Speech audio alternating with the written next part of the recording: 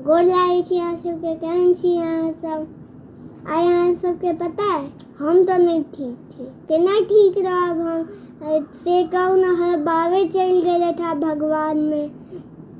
अब हम केना ठीक रह, हमें घरों सुन लगैया, दलान पे निकला के मन नहीं करैया, वीडियो बनवा के बिल्कुल नहीं मन करैया। केना मन करे से अहाँ कहू त? बाबा के बिना हम वीडियो नहीं बनबै छलिए ना, ताई हमरा मने नहीं लगैया वीडियो बनवा में। हम बुझे छी अहाँ से हमरा खोजैत है, याद करैत है, लेकिन हम की करू, हमरा तो एको रत्ती नीक नहीं लागैया। सब तो कहै छथिन बाबाजी चलि एथिन, लेकिन कहाँ अबै छथिन। हम दुपहरिया के सब दिन इंतजार करै छियै, आ राति पर छतों पर जाइ छियै तैयो नहीं बाबाजी देखाइ छै, कतौ नहीं देखाइ छै।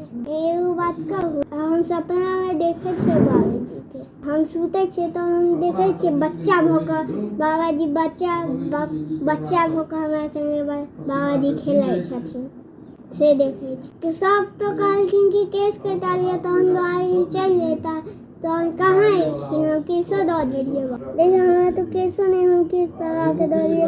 की कहू अहाँ सबके, वहाँ बड़ चिंता हुई। हम तो एगो बात के बड़ मिस करे छियै। सब तो कह के हमरा बजाबै छथिन नाम, लड्डू पोता तो हमरा कियो नहीं कहले छथिन, लेकिन 1 महीना भऽ गेलै खाली बड़का चचा कहै छथिन, ओ तो लड्डुए कहै छथिन, आ चाचियो लड्डुए कहै छथिन, लड्डू पोता तो क्यों नहीं कहे एखन हमरा, तो ई सब हमरा बड याद आवे।